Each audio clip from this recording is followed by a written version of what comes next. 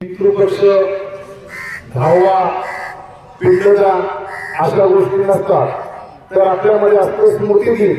स्मृतिदिन हा वर्षाने साजरा करत असतो आणि इंग्लिश कॅलेंडरनुसार ज्या तारखेला त्यांचं निधन झालं असेल, देहवासन झालं असेल, त्या तारखेला तो कार्यक्रम केला जातो. तिथी आणि पंचांगानुसार कार्यक्रम होत नाही. कारण तुकाराम महाराज म्हणतात, मुहूर्ताचे वेळ मूर्खांना शोभते, आयुष्य नाचते तिथी आणि पंचांगाने. बुद्धिस्ट माणसं तिथी पंचांगाने पाहत नाही. तर आजचा हा कार्यक्रम स्मृतिदिनाचा आहे. आता तुम्ही म्हणताल की या फोटोवरची जी तारीख आहे, या फोटोवर लक्ष्मीबाई गेंडोवंशी यांच्या मृत्यूची तारीख आहे 11 नोव्हेंबर 2020 आणि तद्वतच गेणू मारुती वंशी यांच्या मृत्यूची तारीख आहे 3 नोव्हेंबर 2007. परंतु या दोन्ही तारखाच नाही, आज 3 तारीख नाही आणि 11 तारीख सुद्धा नाही, आज आहे 1 नोव्हेंबर. दोन्हीचा सुवर्ण मध्य साधून वंचित बहुजन आघाडी पुणे जिल्ह्याचे महासचिव आणि आंबेगाव तालुक्याचे विद्यमान संघटक आदरणीय उत्तमराव वंशी, त्यांचे मोठे बंधू भगवानराव वंशी या दोन्ही भावांनी मिळून बसून एकत्र ठरवलं की आपण आईचा कार्यक्रम आजच्या 1 तारखेला घ्यायचा आणि त्यानुसार आजचा हा कार्यक्रम संपन्न होत आहे. तर आई वडिलांचा स्मृतिदिन कधी करायचा, तर मी तर म्हणेन की आई वडिलांचा स्मृतिदिन हा स्मृतिदिन न होता स्मृतिदिन झाला पाहिजे. आई वडिलांचा स्मृतिदिन हा रोज केला पाहिजे. रोज करायचा म्हणजे रोज काय असे भटे बोलवायचे नाही, मेणबत्त्या उदबत्त्या अगरबत्त्या हार फुले व्हायचे नाही.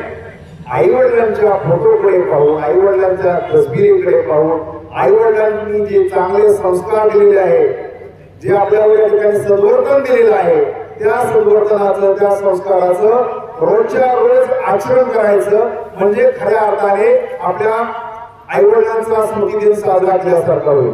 आज या कार्यक्रमासाठी भारतीय बौद्ध महासभा पश्चिम विभागाचे अध्यक्ष आदरणीय प्रकाश ओवाळ साहेब, तद्वतच संस्कार सचिव आदरणीय ललितानंद थोरात हे सुद्धा या ठिकाणी उपस्थित आहेत. आणि विनंती करेल कृपया आपण धम्मपीठावर विराजमान आहोत.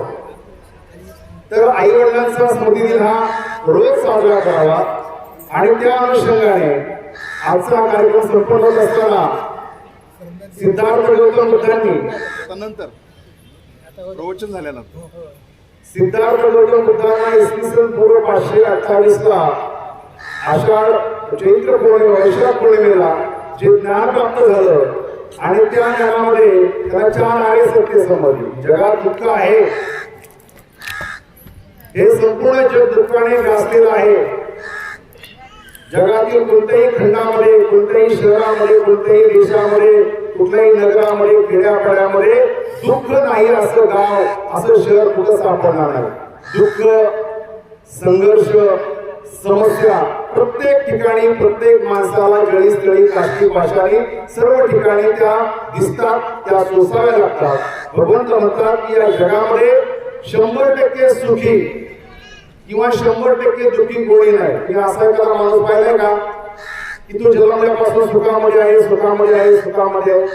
असाही एखादा माणूस पाहिलाय का की तो जन्मल्यापासून दुःखामध्ये आहे, दुःखामध्ये आहे? असं कधी होत नाही. सुख दुःखाच्या छाया आणि फळछाया, चढ आणि उतार प्रत्येक माणसाच्या जीवनामध्ये हे नित्य निर्माणे येत असतात. भगवंत म्हणतात या जगामध्ये तुम्हाला जेवढी माणसं जिवंत दिसत आहेत, ताई शांत बसा, हो ताई शांत बसा, तुम्हाला या जगामध्ये जेवढी माणसं जिवंत दिसत आहेत त्याच्या हजारो पट आतापर्यंत माणसं मेलेली आहेत. म्हणजे मरणाऱ्याची संख्या जास्त आहे मानव जातीने. त्यातल्या त्या स्त्री जातीने दुःखामुळे, मानसिक दुःखामुळे आतापर्यंत इतके अश्रू राहिले, इतके अश्रू राहिले. हे अश्रू जर कधी काळी एकत्र केले असते तर या अश्रूंचा महासागर झाला असता. भगवंत म्हणतात दुःख आहे, दुःखाला कारण सुद्धा आहे. 5 कारणामुळे माणसाला दुःख होतं. पहिले जे कारण आहे राग, दुसरं कारण आहे भीती, तिसरं कारण आहे अज्ञान, चौथं कारण आहे आळस आणि 5वं कारण आहे तृष्णा. तृष्णा म्हणजे काय? वासना, इच्छा, आकांक्षा, अभिलाषा, हाव, तन्हा अशी कितीतरी नावं कृष्णाला आहेत. या कृष्णा 3 प्रकारच्या असतात.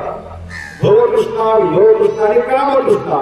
या 3 कृष्णांना कान, नाक, डोळा, जीभ, त्वचा, मन या 6 इंद्रियांच्या कृष्णाने डुल्यानंतर साहित्रिक किती होतात? किती होतात साहित्रिक? 18 कृष्ण होतात. या 18 कृष्णांना भौतिक आणि आध्यात्मिक या 2 कृष्णाने बोलायचं. 18 गुणे 36 कृष्ण होतात. आणि या 36 कृष्णांना भूतकाळातील, भविष्य काळातील आणि वर्तमान काळातील 3 कृष्णाने बोलल्यानंतर 36 3 किती होतात? 108 कृष्ण होतात. या 108 कृष्णापैकी इथे बसलेल्या सर्व नातेवाईकांची, त्यांच्या मुलींची, मुलांची, नातवंडांची, पतवंडांची, पुतण्यांची सर्वांची इच्छा होती की आई आणि दादांनी आणखी 10-15 वर्ष जगायला पाहिजे. बरोबर आहे का? ही तुमची इच्छा होती. ही कसली इच्छा आहे? ही भविष्य काळातली इच्छा आहे. परंतु ही इच्छा पूर्ण होऊ शकत नाही. कारण त्यांना जे मरण आलेलं आहे ते निसर्गाच्या नियमामुळे, वार्धक्यामुळे माणसाला मरण सुद्धा 4 ते 5 प्रकार येतो. पहिलं जे मरण असतं ते आईच्या गर्भामध्ये उपजत मृत्यू होतो. दुसरा जो मृत्यू होतो तो अपघाताने मृत्यू होतो. तिसरा जो मृत्यू होतो तो घातपाताने मृत्यू होतो. चौथा मृत्यू होतो स्वहत्या, म्हणजे ज्याला आपण आत्महत्या असं म्हणतो. जगामध्ये या सृष्टीमध्ये मानव असा एकमेव प्राणी आहे की तो आत्महत्या करतो, स्वहत्या करतो. या सृष्टीमधील कोणताही सजीव 4 पायाचा असो, 8 पायाचा असो, तो कोणताही सजीव या ठिकाणी आत्महत्या करत नाही. तुम्ही असं कधी पाहिलं की जंगलातील वाघाने दरीमध्ये उडी मारून आत्महत्या केली? जंगलचा राजा सिंहाने कधी आत्महत्या केली असं पाहिले का? गायीने कधी आत्महत्या केली पाहिले का? पशु पक्षी आत्महत्या करत नाही. आत्महत्या कोण करतात? फक्त माणसं करतात. का करतात? त्यांना मानसिक तणाव येतो, ताण तणाव येतो, तो असह्य होतो आणि तो लोकांचं पाऊल उचलतात. 5वा जो मृत्यू आहे तो निसर्गाच्या नियमानुसार. म्हणजे कसा? वार्धक्यामुळे, वृद्धपणामुळे, म्हातारपणामुळे आपल्या शरीरामध्ये जे अवयव आहे, जे इंद्रिय आहे, या इंद्रियांची रोग प्रतिकारक क्षमता कमी झाली की काय होतं? माणसाची सर्वप्रथम पचन शक्ती कमी होते. माणूस अन्न सेवन करत नाही किंवा कमी करतो आणि पचन क्रिया बंद झाली की माणूस अन्न सेवन टाळल्यामुळे या ठिकाणी माणसाला अन्न मिळत नाही, तो पाणी सेवन करत नाही आणि त्यानंतर माणसाचं शरीर क्षीण होत जातं आणि माणूस या ठिकाणी मरून जातो. त्याची प्राणज्योत मालवते. आता दिवाळी चालू आहे. ताई जरा शांत बसता का? तुमच्यासाठी चालले, माझ्यासाठी नाही चाललं. शांत बसायचं. दिवाळी चालू आहे. दिवाळीमध्ये आपल्या माता भगिनी काय करतात? दिवाळीमध्ये खिडकीमध्ये पणती लावतात. ही पणती कोणत्या कारणामुळे दिसते? प्रति 4 कारणामुळे दिसते. पहिलं कारण आहे त्या पणतीचं तेल संपल्यानंतर, म्हणजे ऊर्जा तिला मिळाली नाही. दुसरं कारण आहे त्या पणतीवर जर पाऊस पडला, पाणी पडलं तर पणती विझते. तिसरं कारण आहे त्या पणतीला जोराचा वारा आला, हवा आली, पणती विझते. आणि 4थं कारण आहे जर आपल्यापैकी कुणाचा धक्का त्या पणतीला लागला, ती पणती ओढून पडली की ती पणती फुटते आणि पणती विझते. माणसाचं शरीर सुद्धा एक काय आहे? पणती आहे. त्या माणसाच्या पणतीला, या वातीला जर अन्न मिळालं नाही, अन्नमय ऊर्जा, ऊर्जामय शरीर, शरीरमय पराक्रम, पराक्रममय सुख, अन्नच मिळालं नाही तर पणती विझते. ऑक्सिजन मिळाला नाही किंवा कमी पडला तरी माणूस मरतो. आता तुम्ही पाहिलं असेल कोरोनाच्या काळामध्ये बरेचसे लोक ऑक्सिजन न मिळाल्यामुळे मरण पावले. पाणी न मिळाल्यामुळे माणसाला या ठिकाणी मृत्यू होतो. आणि आपला पुढे अपघात झाला आणि अपघातामध्ये आपलं शरीर या ठिकाणी फुटलं काय, डोकं फुटलं काय झालं तर या ठिकाणी माणसाची ही पणती रूपी शरीर या ठिकाणी भिजलं जातं. आणि मग भगवंताने सांगितलं की जगात दुःख आहे, दुःखाला कारण आहे, तुमचं दुःख नाहीच होऊ शकतं आणि तो नाहीच करण्याचा सुंदर मार्ग सांगितलेला आहे. बरं का? तुम्हाला सर्वांना ज्ञात आहे, कारण आमच्या इथे जे बसलेले आहेत अत्यंत तज्ञ मंडळी आमच्या कार्यक्रमाला उपस्थित आहे की तुम्हा सर्वांचं किंवा आमच्या दादांचं नाहीचं कुशल कर्म की भारतीय बौद्ध महासभेचे पश्चिम विभागाचे अध्यक्ष आदरणीय प्रकाश वाळसाहेब, संस्कार सचिव दलितानंद थोरात आणि समता सैनिक दलाचे डिव्हिजनल ऑफिसर आदरणीय अनिल सोनवणे साहेब या ठिकाणी उपस्थित आहे. आणि म्हणून भगवंताने दुःखमुक्तीचा मार्ग सांगितलेला आहे. दुःखमुक्तीचा मार्ग कुठला सांगितलेला आहे? आर्य अष्टांगिक मार्ग, ज्याला म्हणतात गोल्डन वे ऑफ लाईफ. की जसं आपल्या इथून पुणे बेंगलोर हा 4 पदरी हायवे जातो, इथून जातो तो, हा किती पदरी आहे? 4 पदरी आहे. परंतु भगवंताने आपल्याला जो मार्ग सांगितलेला आहे तो याच्यापेक्षा प्रशस्त आणि याच्यापेक्षा मोठा आहे. तो 8 पदरी आहे. तो किती पदरी आहे? 8 पदरी आहे. म्हणून याला आर्य अष्टांगिक मार्ग म्हणतात. आर्य अष्टांगिक मार्ग म्हणजे काय? की भगवंताने 8 प्रकारचे विनय शिकवलेले आहेत. विनय हा पाली शब्द आहे आणि याचा अर्थ शिकवण किंवा संदेश. जो 8 प्रकारचे विनय अंगीकारतो, ज्याच्या ठाई हे 8 प्रकारचे गुण वास करत असतात, ज्याच्या ठाई हे 8 प्रकारचे गंध निवास करत असतात, तोच माणूस अष्टगंध लावू शकतो. इतर कोणताही माणूस अष्टगंध लावू शकतो. भगवान गौतम बुद्धाने तुम्हाला आर्य अष्टांगिक मार्ग सांगितलेला आहे, अष्टविनय सांगितलेले आहे. परंतु इथल्या मनुवादी व्यवस्थेने, इथल्या ब्राह्मणी व्यवस्थेने या अष्टविनयाला काय केलं? अष्टविनय. आणि म्हणजे जर तुमचं दुःख नाहीचं करायचं ना, अष्टविनायकाचं दर्शन करा. तुम्ही हातामध्ये किती कंडे थोडे तावीज बांधले, गळ्यात तावीज बांधले, कुठल्याही तीर्थाच्या स्थळी गेले तरी तुमचं दुःख नाहीच होणार नाही. भगवंत म्हणतात अत्तदीप भव. त्याने 84,000 सूक्त लिहिले आणि या 84,000 सूक्ताच्या माध्यमातून तुम्हाला धम्मपिटक दिलं, अभिधम्मपिटक दिलं आणि सूक्तपिटक दिलं, त्रिपिटक दिलं. परंतु त्याचा सार 3 शब्दात सांगितला. अत्तदीप भव, स्वयंप्रकाशित व्हा. तूच आहेस तुझ्या जीवनाचा शिल्पकार. तुमचं दुःख नाहीसं करण्यासाठी कुठल्याही बुवाकडे, कुठल्याही बापूकडे, कुठल्याही अम्माकडे, दिवृषाकडे जायची अजिबात गरज नाही. आता कंडे तोरे तावीज बांधण्याची गरज नाही. तर भगवान गौतम बुद्धांच्या धर्मामध्ये भक्तीपेक्षा विचारांच्या शक्तीची गरज आहे. भगवान बुद्धाने मेणबत्ती लावू नका. भगवान बुद्ध कधीच म्हणले नाही मला फुल व्हा, हार व्हा, ढोल वाजवा, असं कधीच म्हणले नाही. तर भगवान गौतम बुद्धांच्या धर्मामध्ये भक्तीपेक्षा विचारांच्या शक्तीची गरज आहे. आणि म्हणून त्यांनी आर्य अष्टांगिक मार्ग सांगितलेला आहे. हा आर्य अष्टांगिक मार्ग आहे, माझा पहिला मार्ग आहे तो म्हणजे सम्यक दृष्टी. सम्यक दृष्टी म्हणजे काय? मिथ्या दृष्टी नसते. ही तुमची दृष्टी ही स्वच्छ असली पाहिजे, तुमची दृष्टी ही पारदर्शक असली पाहिजे. तुम्हाला सत्याला सत्य म्हटलं पाहिजे, असत्याला असत्य म्हटलं पाहिजे, खऱ्याला खरं म्हणलं पाहिजे, खोट्याला खोटं म्हणलं पाहिजे. याला म्हणतात मिथ्या सम्यक दृष्टी. अंधश्रद्धा कर्मकांड मुक्त असलं पाहिजे. जसं की ड्रायव्हर गाडी चालवत असतो, त्या गाडीला काच असते आणि त्या ड्रायव्हरच्या गाडीच्या पुढे कोसो दूर त्याची नजर पुढे गेलेली असते. आंधळा माणूस ड्रायव्हिंग करू शकतो का? डोळ्यामुळे दृष्टीदोष असलेला माणूस गाडी चालू करू शकतो का? आरटीओ त्याला लायसन देत नाही. मग ज्या माणसाची दृष्टी साफ आहे, ज्या माणसाची दृष्टी स्वच्छ आहे, तोच माणूस गाडी चालवत असतो. त्याच माणसाला या ठिकाणी या अष्ट मार्गावरून जाण्याचा खऱ्या अर्थाने अधिकार आहे. आणि म्हणून काय केलं पाहिजे? तुम्ही सर्वात प्रथम अंधश्रद्धा कर्मकांड मुक्त असलं पाहिजे. विज्ञानवाद तुमच्या अंगी ठाई असला पाहिजे. तुमच्याकडे अनित्यवाद समजला पाहिजे, तुम्हाला अनात्मवाद समजला पाहिजे. तर तुम्हाला खऱ्या अर्थाने सम्यक दृष्टी प्राप्त झालेली आहे. भगवंताने दुःखमुक्तीचं कारण काय सांगितलेले? अविद्या. अविद्या म्हणजे काय? अज्ञान. अज्ञान म्हणजे काय? तुम्हाला शाळेमध्ये शिकवलेलं पाठ्यपुस्तकातले ज्ञान आहे की ज्या माणसाला 4 आर्य सत्य समजलेले आहेत आणि त्यानुसार आचरण करतो त्याला त्यांनी अविद्या म्हटलेलं आहे, त्याला त्यांनी ज्ञानी म्हटलेलं आहे. त्यानंतर सम्यक दृष्टी झाल्यानंतर सम्यक संकल्प. ध्येय असावीत अशी जणू खळखळणारा झरा. ध्येय कशी असली पाहिजे?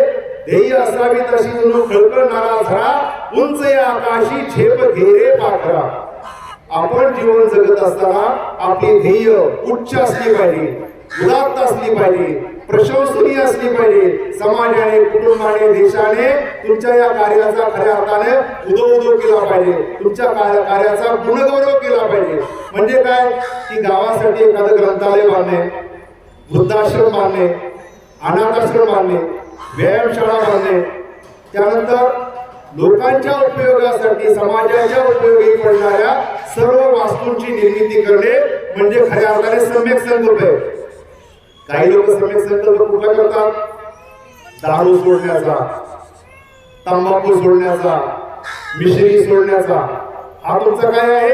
वैयक्तिक सम्यक संकल्प आहे. तुमच्या स्वतःच्या उद्धारासाठी तुम्ही हा संकल्प केला पाहिजे. त्या सम्यक दृष्टी, सम्यक संकल्प. आता सम्यक वाचा. वाचा म्हणजे काय? वाचा म्हणजे वाणी.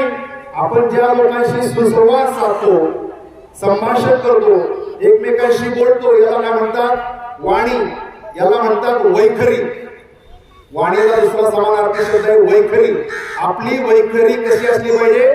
आपली वैखरी ही सत्य असली पाहिजे. आपली वैखरी ही विखारी म्हणजे विषारी असता कामा नये.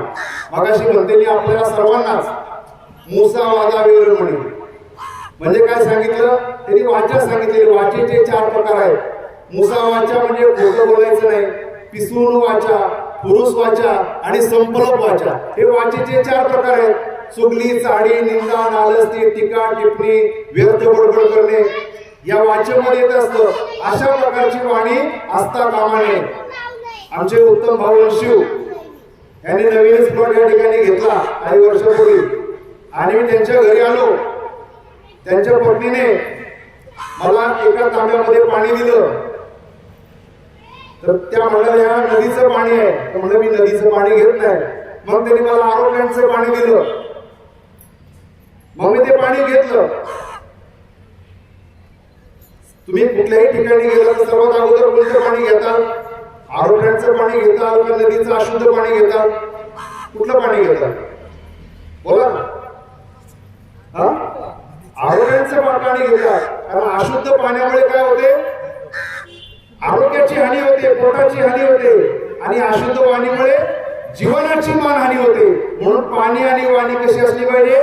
शुद्ध असली पाहिजे. आमचे संत श्रेष्ठ तुकाराम महाराज एका अभंगामध्ये म्हणतात, बोलण्यापूर्वी घासावा शब्द, बोलण्यापूर्वी तासावा शब्द, बोलण्यापूर्वी पुजावा शब्द, बोलण्यापूर्वी पुसावा शब्द, बोलावे मोजके, बोलावे नेमके, बोलावे खमंग खमके, ठेवावे भान देश काळ पात्रांची.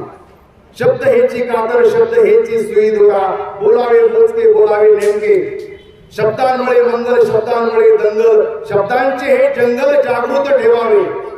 बोलावे बरे, बोलावे खरे, कुणाच्याही हृदयावर पाडू नये सरे.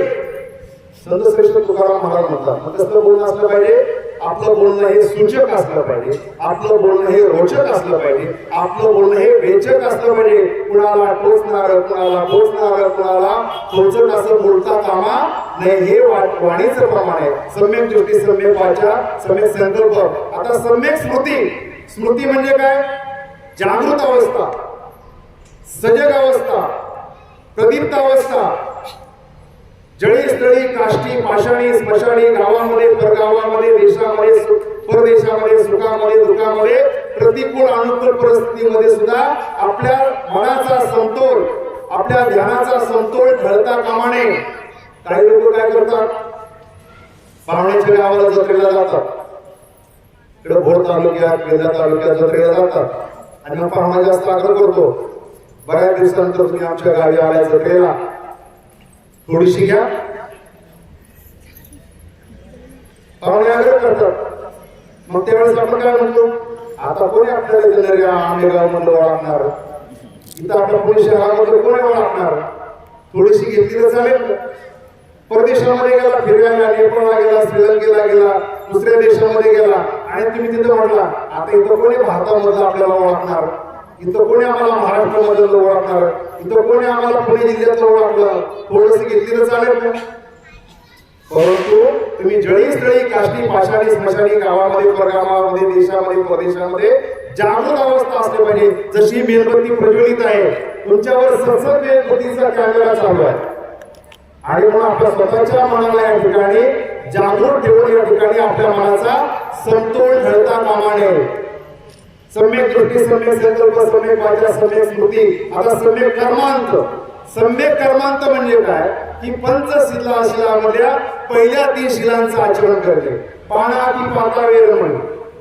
या ठिकाणी आजच्या कार्यक्रमात साठी उत्तम भाऊ वर्षीव हे राजकारणामध्ये फार मोठी एक चांगले कार्यकर्ते आहे. इतरही समाजाचे लोक या ठिकाणी आलेले आहेत.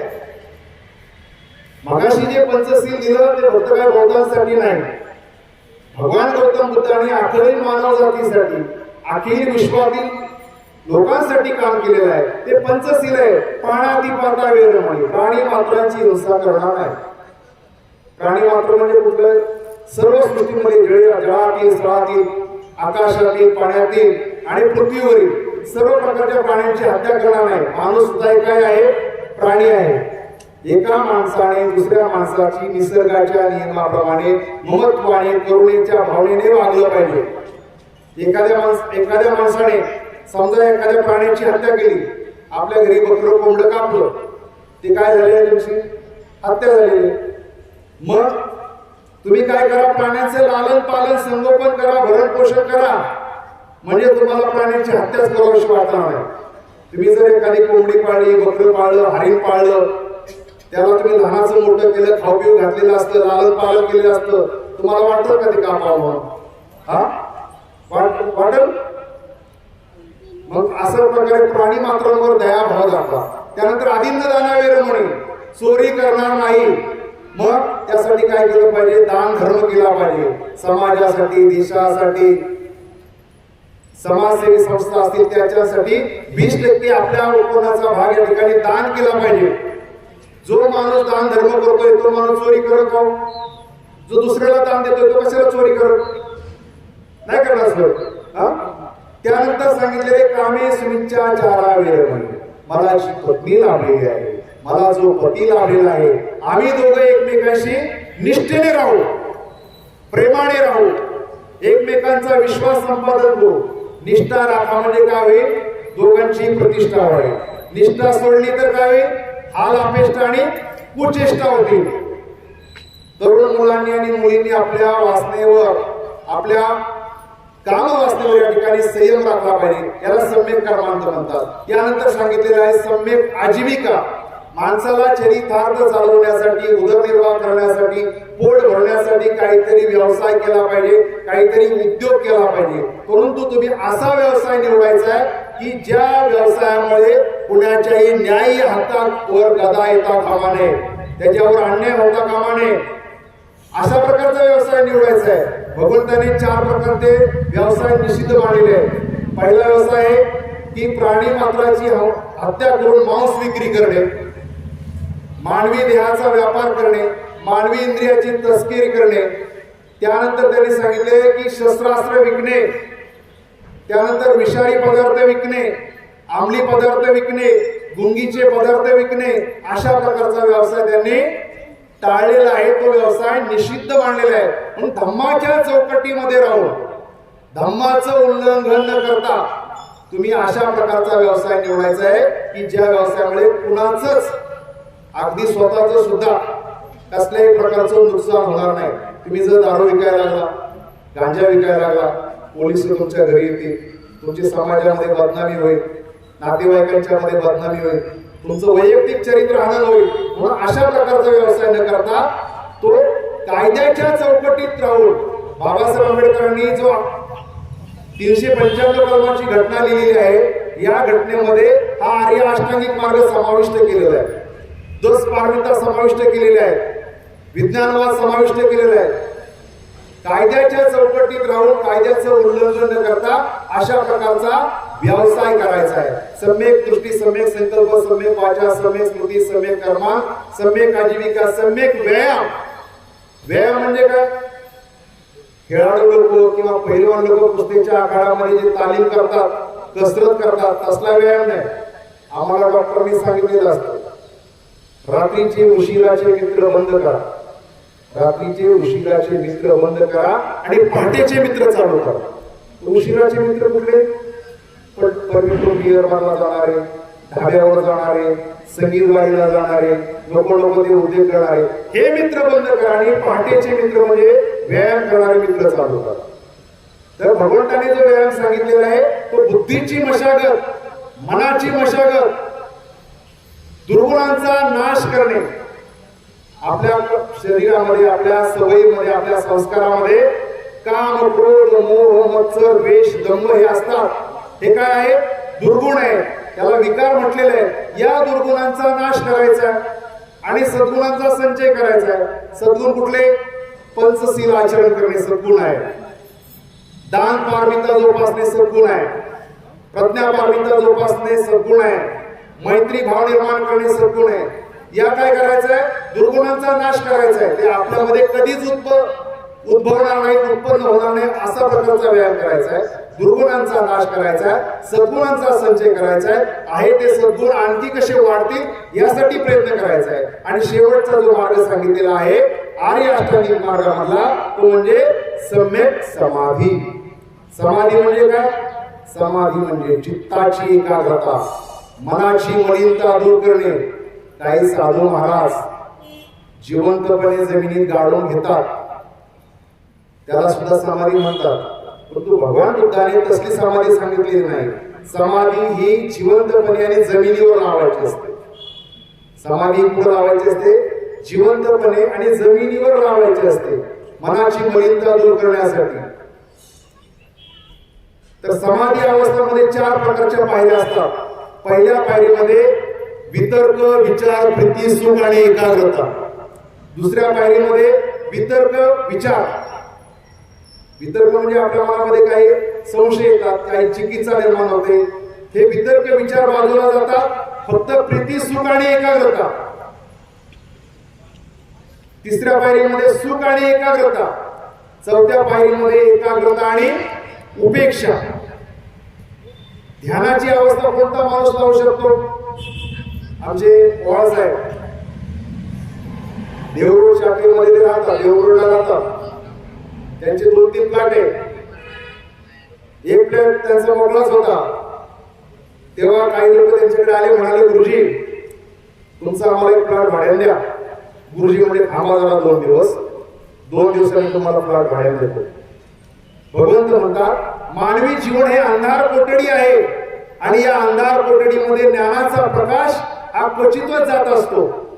मानवी जीवन हे अंधार कोठडी आहे. माणूस त्या अंधार कोठडीमध्ये चाचपडत बसलेला आहे. त्यांनी काय केलं? 2 दिवसाने देवरूडला गेले.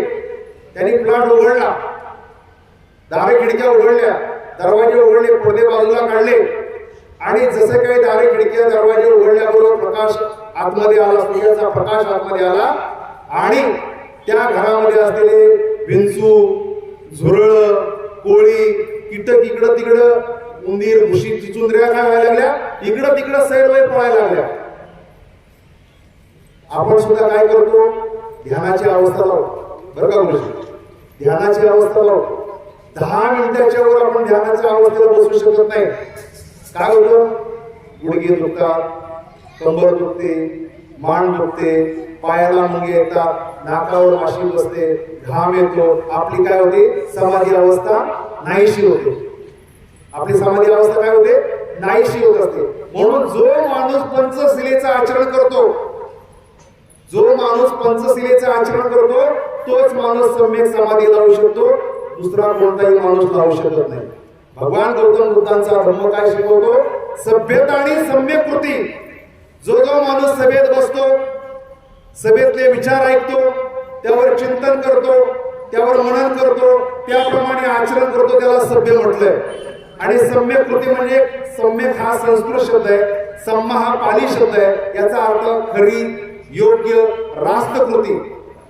तर तोच माणूस सम्यक समाधी लावू शकतो, इतर कुठलाही माणूस लावू शकत नाही. भगवान गौतम बुद्धाने तुम्हाला दुःख मुक्तीचा हा सुंदर मार्ग सांगितलेला आहे. अत्यंत रसाळ, मधाळ, शुद्ध, सात्विक, तात्विक, विज्ञानवादी विचारसरणीचा हा तुम्हाला धम्म दिलेला आहे.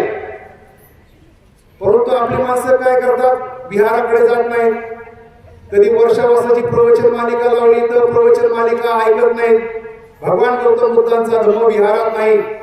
भगवान गौतम बुद्धांचा धम्म ग्रंथामध्ये नाही. एका सुरात, एका तालात वंदन म्हणण्यात त्यामध्ये नाही.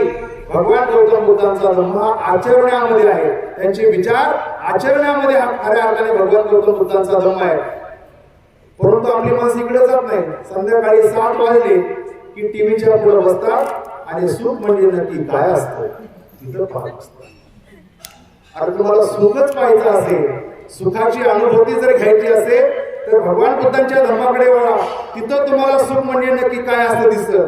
भारतीय संविधानामध्ये तुम्हाला सुख म्हणजे नक्की काय असेल ते तिथं दिसतं, मालिकांमध्ये कधी दिसणार नाही. प्रत्येक मालिकेमध्ये पंचशिलेचं उल्लंघन केलेलं असतं. कुणीतरी दारू पित असतं, कुणीतरी कुणाची हत्या करत असतं, कुणी चोरी करत असतं, कुणी व्यभिचार करत असतं. असं दाखवलं जातं मालिका ह्या पंचशीलाचं आचरण करणाऱ्या नसतात. म्हणून आम्हाला जे महापुरुष लाभलेले आहेत, बाबासाहेब आंबेडकरांनी 12,000 पानाची 395 कलमाची 80,000 शब्दाची राज्यघटना लिहिली आणि त्या राज्यघटनेमध्ये हा दुःखमुक्तीचा मार्ग सांगितलेला आहे. संत कबीरांनी दोहे लिहिले आणि त्यातून मानवतावाद सांगितलेला आहे. तर महात्मा फुलेंनी चारोळ्या लिहिल्या. चारोळ्या हा कवितेचा प्रकार आहे आणि त्यामध्ये तुम्हाला दुःख नाहीसं करण्याचा मार्ग सांगितला. महात्मा फुलेंनी अखंड लिहिलं, त्याला म्हणतात अखंड. ज्या तत्वज्ञानात कधीच खंड पडत नाही त्याला म्हणतात अखंड.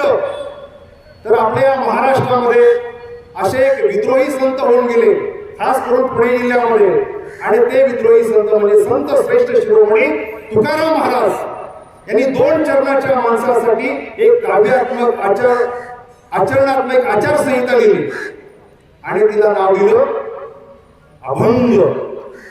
ज्या तत्वज्ञानात कधीच भंग पडत नाही, भंग पावत नाही त्याला म्हणतात अभंग. संत तुकाराम महाराज सुद्धा भगवान गौतम बुद्धाचे अनुयायी होते. तुम्ही जर त्यांची गाथा वाचली तर त्या गाथेमध्ये 40 ते 45 अभंग हे भगवान बुद्धांवर लिहिलेले आहेत.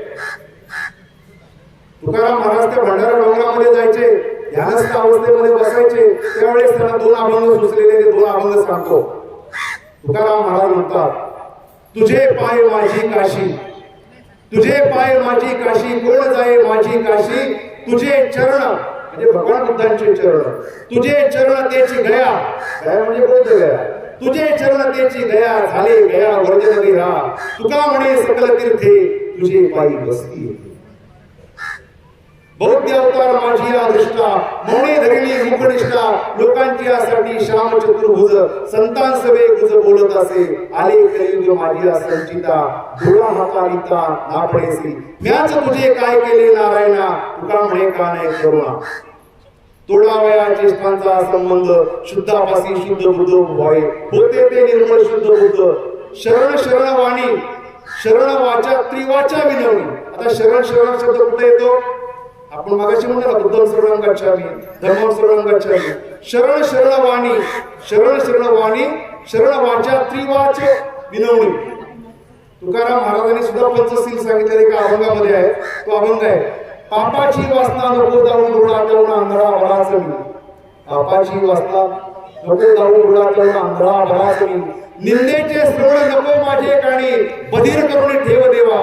अपवित्र वाणी नको माझ्या मुखा, त्यामुळे मुखा भला भलाच मी. नको मज कधी परस्त्री संगती, जनातून उठता माती भली. या अभंगामध्ये काय सांगितले? पंचशील सांगितले. बाबासाहेब आंबेडकरांनी सुद्धा तुकाराम महाराजांचे विचार आचरणामध्ये आणले. बाबासाहेब आंबेडकरांनी 1 जानेवारी 1920 रोजी मूक नायक नावाचं एक पाक्षिक चालू केलं होतं. त्याला छत्रपती शाहू महाराजांनी 2,500ची मदत दिली होती. त्यावेळेस त्या पाक्षिकाचं नाव काय ठेवावं मोठे प्रश्न पडला होता. त्यावेळेस ते भटकर नावाचे संपादक होते. त्यांना विचारलं काय नाव ठेवावं. त्या बाबासाहेब आंबेडकरांनी तुकाराम गाथा अगोदरच वाचली होती. त्यावेळेस त्यांना तो एक अभंग सुचला, काय करू आता धरून या भीड, निशंक हे तोंड वाजविले, नवे जगी मुकियाचा जाण, सार्थक लाजून नव्हे. बाबासाहेब आंबेडकरांच्या मूक नायक या पाक्षिकावर अगदी वरच या अभंगाच्या 4 ओळी आहेत.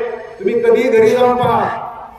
बाबासाहेब आंबेडकरांनी सुद्धा तुकाराम महाराजांना मांडलेला आहे, त्यांचे विचार आचरणामध्ये आणलेले आहेत. आमच्या संतांनी, आमच्या महापुरुषांनी काय सांगितलं? तुम्हाला दुःख नाहीसं करायचं ना, काय करा मग? देवघेव करा. कशाची देवघेव करा? विचारांची देवाणघेवाण करा. तुमचा चांगला विचार माझ्याकडे येऊ द्या, माझा एक चांगला विचार तुमच्याकडे जाऊ द्या, तिसरा विचार जन्माला येईल. महापुरुषांनी संतांनी काय सांगितलं? देवघेव करा. आपली माणसं देवघेव करतात. महापुरुषांनी सांगितलं आम्ही ज्याप्रमाणे आचरण करतो त्या आचरणाला स्पर्श करा. आपल्या माणसांनी काय केलं? आचरणामधला हा बाजूला काढला आणि त्यांच्या चरणाला स्पर्श करायला सुरुवात केली. आमच्या महापुरुषांनी सांगितलं काम क्रोध मोह मत्सर दंभ टाळा, नाहीतर तुमचं जीवन रटाळ होईल. पण आपल्या लोकांनी हातामध्ये टाळ घेतलं आणि भजन करायला सुरुवात केली. आमच्या महापुरुषांनी सांगितलं, आमच्या संतांनी सांगितलं, 2 हात आणि तिसऱ्या मस्तकाचा वापर करा. आपल्या लोकांनी काय केलं, हा 2 हात जोडले, कपाळापाशी नेले, कुठल्याही बुवाच्या पुढे, कुठल्याही बापूच्या पुढे, कुठल्याही आमाच्या पुढे, कुठल्याही ढोंगी साधूच्या पुढे, देवऋषीच्या पुढे, कुठल्याही दगडाच्या मूर्ती पुढे, धातूच्या मूर्ती पुढे, अगदी भगवान बुद्धांची मूर्ती असली तरी सुद्धा या दगडाच्या मूर्त्या, धातूच्या मूर्त्या तुम्हाला पावणार नाही, प्रसन्न होणार नाही, आशीर्वाद देणार नाही. तुम्ही कपाळ मोक्ष झाला, रक्तबंबाळ झाला तर तुम्हाला यांच्याकडून काय मिळणार नाही. मग त्यांनी काय सांगितलंय की 2 हात म्हणजे या 2 हाताने सम्यक कृती करा, खरी कृती करा, रास्त कृती करा, योग्य कृती करा, कायद्याच्या चौकटीत राहून कृती करा. आणि तिसरं मस्तक म्हणजे काय करा, स्वतःची बुद्धी वापरा. पण आपण स्वतःची बुद्धी कधीच वापरत नाही, कारण आपल्यावर हे मनोवादी यांनी या ठिकाणी काय केलेलं आहे, आपलं डोकं भ्रमिष्ट केलेलं आहे. तर आपण सर्वांनी या ठिकाणी आजच्या कार्यक्रमाच्या निमित्तानं, कारण आज क्षणाक्षणाला माणसाला शिक्षणाची गरज आहे, धम्म प्रशिक्षणाची गरज आहे. आमची संत वचनं पाठ असतात, संत वचन आमची काय असतात, पाठ असतात. संत वचन आहेत की धम्म प्रवचनाची गरज आहे, कारण संत वचन पाठ असतात म्हणून आम्ही कधी पाठ म्हणजे धडा किंवा लेसन घेत नाही. कीर्तनाला जातो पण आमचं कधी संवर्धन होत नाही, विकासाचं आवर्धन होत नाही, समाज परिवर्तन होत नाही. व्याख्यानाला जातो परंतु जीवनाची व्याख्या कधी समजून घेत नाही. आणि बाबासाहेब आंबेडकरांनी दिलेल्या शिक्षणामुळे, आरक्षणामुळे, घटनेच्या संरक्षणामुळे आमच्याकडे भौतिक सर्व सुख सुविधा आहे, संपत्ती आहे, धन आहे, परंतु आमच्याकडे प्रबोधन नाही. आम्ही या ठिकाणी कसे धनाने श्रीमंत झालेलो आहोत, पण विचाराने आम्ही अजूनही गरीब आहोत, अजूनही दुर्बल आहोत. आणि मग अशा कार्यक्रमाच्या निमित्तानं लोकांचं प्रबोधन व्हावं, हा एक सुंदर विचार आमचे उत्तम भाऊ वंशी यांनी ठेवला. आणि आई वडिलांच्या स्मृतिदिनानिमित्त या ठिकाणी त्यांनी काय केलं, तुम्हाला भोजन तर दिलेलंच आहे, परंतु त्यानिमित्तानं काय तुम्हाला ज्ञानाच्या 4 गोष्टी तुमच्यापर्यंत जाव्या, समाजाचं प्रबोधन व्हावं म्हणून माझ्यासारख्या एका छोट्याशा या ठिकाणी प्रवचन करायला बोलवलं.